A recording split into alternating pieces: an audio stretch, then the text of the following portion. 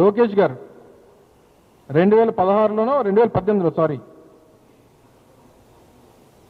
ఏం పెట్టాడంటే 2016లో అది ఎక్కడ ఉంది 2018లో ఒక ట్వీట్ ఏం చెప్పాడంటే 10 సంవత్సరాల నుంచి హైదరాబాదు మెట్రో రైలు కోసం 10 సంవత్సరాల నుంచి కష్టపడుతున్నారు, ఇప్పటి వరకు పూర్తవ్వలేదు. 2018 డిసెంబర్ కల్లా విజయవాడ మెట్రో పూర్తయిపోతుంది, అది మా తాలూకా చిత్తశుద్ధి అని చెప్పి ఒక ట్వీట్ చేశాడు. ఒకసారి ఎక్కిస్తాడా ఎక్కడన్నా మెట్రో? ఒకసారి ఆ మెట్రో రైలు ఎక్కడ ఉందో విజయవాడలో ఎక్కిస్తాడా లోకేష్ గారు? ఏది మేమేం చెప్పామేంటి? మేమేమి మాట చెప్తున్నా. ఎందుకనే అవ్వనటువంటి వాటి కోసం, లేనటువంటి వాటి కోసం ప్రచార బట్టలు చేసుకొని మార్కెటింగ్ చేసుకునేటువంటి విషయాలు మానేమని. కొన్ని ప్రాజెక్టులు, కొన్ని ఇష్యూస్ ఇప్పుడు ఇవన్నీ గవర్నమెంట్ టేకప్ చేసేటువంటి ప్రాజెక్ట్. నువ్వు చెప్పినటువంటి రామాయపట్నం పోర్ట్ కానీ, మచిలీపట్నం పోర్ట్ కానీ, మూలపేట పోర్ట్ కానీ గవర్నమెంట్ ప్రాజెక్ట్స్. ఇవి గవర్నమెంట్ ఓన్డ్ ప్రోడక్ట్స్. మన ప్రభుత్వం మన డబ్బుతో నిర్మిస్తున్నటువంటి ప్రాజెక్ట్స్ ఇవి. అదాని ప్రాజెక్టులో గవర్నమెంట్ ల్యాండ్ మాత్రం ఇస్తాం, కావాల్సినటువంటి ఎస్ అదే చెప్తున్నా కదా. అవుతాయి, కొన్ని అవుతాయి. ఇది కూడా అందులో భాగంగానే వచ్చిందని చెప్పారు కదా జగన్మోహన్ రెడ్డి గారు. దానికి కావాల్సినటువంటి ఇష్యూస్ అన్నింటినీ కూడా సార్ట్అవుట్ చేసి సింగపూర్ గవర్నమెంట్కి లేఖ రాశాం. వారికి కావాల్సినటువంటి పర్మిషన్స్ అన్ని కూడా మేము సపోర్ట్ చేస్తామని చెప్పి అడ్రస్ చేశాం. సో ఇవన్నీ కూడా మనం ఏదన్నా సరే జరిగింది, చేయగలిగింది, చేసేది చెప్పాలి తప్ప ముందు చెప్పేస్తే తర్వాత ఆ రోజుకి ప్రచారం జరుగుతుంది, మనకి ఆ రోజుకి మంచి జరుగుతుంది అని అనుకొని దాని నుంచి లబ్ధి పొందేటువంటిది అదేం శాశ్వతంగా ఉండదు. నిజంగా వాస్తవంగా చెప్పాలంటే మా 17 మెడికల్ కాలేజీల గురించి మేము అధికారంలో ఉన్నప్పుడు చెప్పుకోలేకపోయామేమో, ఈరోజు ప్రజలు చెప్పుకుంటున్నారు. అరే జగన్మోహన్ రెడ్డి గారి హయాంలో 17 మెడికల్ కాలేజీలు నిర్మాణం చేస్తే ఈరోజు చంద్రబాబు నాయుడు ప్రైవేట్ పరం చేసేస్తున్నాడని జగన్మోహన్ రెడ్డి గారే గతంలో చెప్పారు. మేము చేసినటువంటి పనుల్ని చెప్పుకోలేకపోయాం అనేటువంటి మాట జగన్మోహన్ రెడ్డి గారు స్వయంగా ఒప్పుకున్నారు.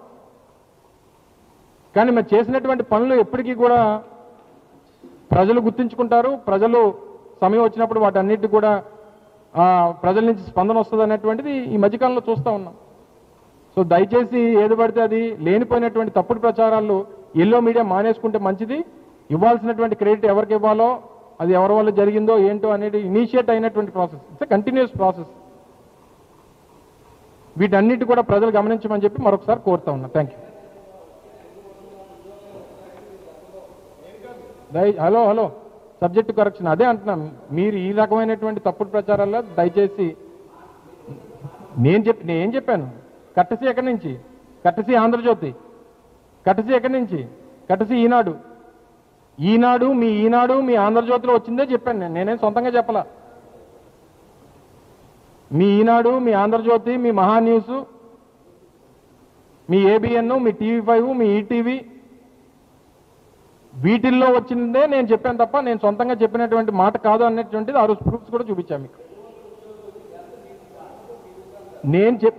మీరు చెప్పింది చెప్పా, మీరు చెప్పినటువంటి మాటను కోట్ చేశా.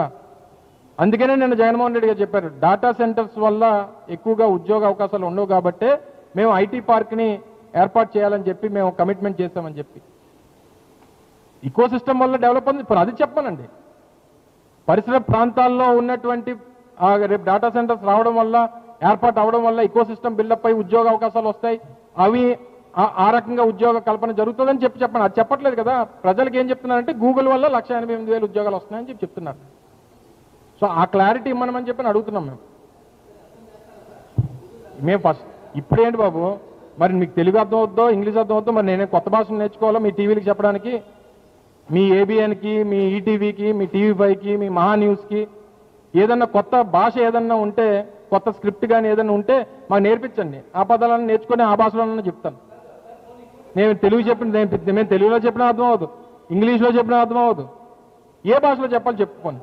మీకేమైనా సొంత భాష చంద్రబాబు నాయుడు ఏమైనా పెట్టాడా మీకు? చంద్రబాబు నాయుడు గారు మీకేం కొత్త భాష కనిపెట్టేది చెప్పండి.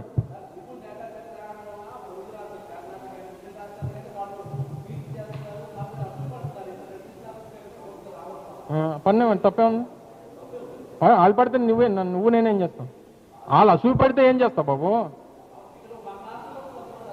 ఎవరు నువ్వే అసూయపడుతున్నావు. ఎక్కడ జగన్మోహన్ రెడ్డి గారి పేరు వస్తుందని. నువ్వు, మీ ఆంధ్రజ్యోతి చైర్మన్ రాధాకృష్ణ గారు, మీ మహా న్యూస్ వంశీ, మీ పెద్దలు రామోజీ గారు పైనుంచి వీళ్ళందరూ అసూయపడుతున్నారు. ఎక్కడ వాస్తవాలు చెప్తే చంద్రబాబు నాయుడు గారికి ఎక్కడ ఇదైపోద్ది, ఎక్కడ మైనస్ అయిపోద్ది, ఎక్కడ జగన్మోహన్ రెడ్డి గారి పేరు వచ్చేస్తుందని చెప్పి పైన రామోజీ గారు, కింద ఉన్న రాధాకృష్ణ గారు, పక్కన ఉన్నటువంటి మహా న్యూస్ వంశీ వీళ్ళందరూ తెగ అసూయపడిపోతున్నారు.